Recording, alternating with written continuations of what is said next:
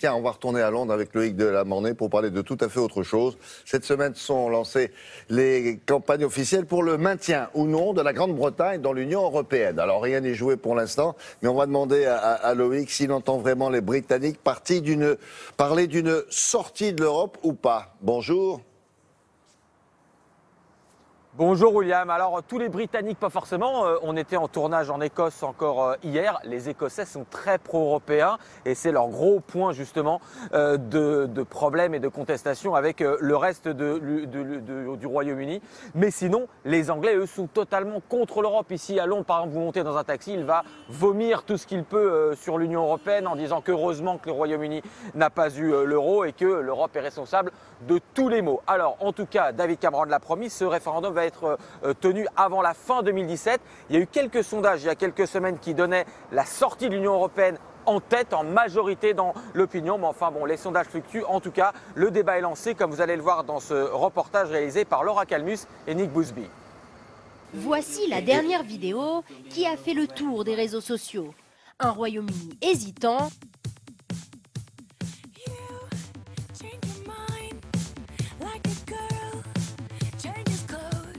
qui finit par s'enfuir de l'Europe. Un clip parodiant une chanson célèbre qui montre que le débat fait fureur même chez les jeunes. Des Anglais réputés pour leur campagne choc ou carrément grossière, comme ce poster du parti europhobe UKIP. Les Britanniques n'ont pas besoin de sexe. L'Europe les baisse déjà chaque jour. Pour ou contre le Brexit, le British Exit, la sortie du Royaume-Uni de l'Europe, le débat est lancé depuis cette promesse répétée lors de la réélection de David Cameron. Oui, nous organiserons ce référendum pour notre futur, dans l'Union européenne ou dehors. Pour une partie de l'opinion, comme les eurosceptiques du parti de droite populiste, la question est claire. Rendez-nous notre pays, nous ne voulons pas rester dans l'Union européenne. À gauche, la question est plus complexe. Tout comme David Cameron, le leader du Parti travailliste Jeremy Corbyn a des doutes sur l'Europe. Mais pas pour les mêmes raisons. Lui, au contraire, est en guerre contre l'Europe trop libérale. Il n'y a rien de bien à ce que notre Premier ministre fasse le tour de l'Europe pour essayer de négocier nos droits. Cette semaine, 2 campagnes officielles ont été lancées. Vote Leave, voter pour la sortie. Selon eux, l'argent donné à l'Europe pourrait être investi dans les services de santé, l'éducation et les routes. Son adversaire, une Grande-Bretagne plus forte, s'entiche des grands groupes pour appuyer sa position.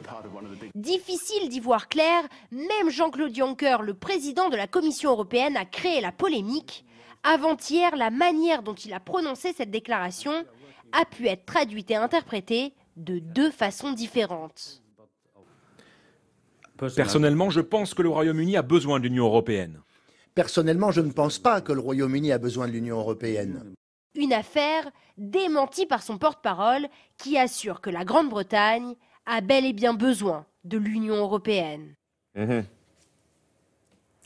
Quand on voit ça, Loïc, on a l'impression qu'il n'y a pas un responsable politique de haut niveau qui a l'air d'être totalement en faveur de l'Europe. Je suis en train de chercher comment on dit les carottes sont cuites en anglais. Mais c'est vrai, vous avez raison William. En tout cas, même David Cameron est ambigu là-dessus. Mais David Cameron n'est pas totalement au fond de lui-même pour une sortie du Royaume-Uni de l'Union européenne. Il sait très bien ce que ça coûterait économiquement. En fait, il va essayer de négocier avec Bruxelles tout ce qu'il peut dans les mois, voire l'année à venir. En tout cas, par contre, il y a une grande différence, c'est que si les responsables politiques, eux, sont plutôt contre l'Europe, les milieux économiques et financiers sont totalement pour l'Europe. Ils ont besoin de l'accès au marché unique. Et ceux-là vont faire pression, vous allez les voir, ça va monter dans les mois qui viennent, ceux-là vont faire pression pour que le Royaume-Uni reste dans l'Union européenne et ils auront de gros relais de puissance. Donc a priori, non, les carottes ne sont pas encore cuites. C'est pas encore cuit parce que évidemment c'est le pouvoir d'influence de ces milieux financiers et industriels. Alors j'ai regardé, carottes sont cuites en anglais, ça se dit once go is cooking. Ça veut autrement dit loi, le once est déjà cuite, quoi. Voilà. Pour l'expression. Merci. Ah bah voilà, vous m'apprenez quelque chose, William. Je savais que ça ne devait pas une traduction littérale, mais enfin bon, d'accord, on le retiendra alors. Merci beaucoup, parce que traditionnellement, c'est vous qui nous apprenez beaucoup de choses. Merci, bon week-end, à la semaine prochaine.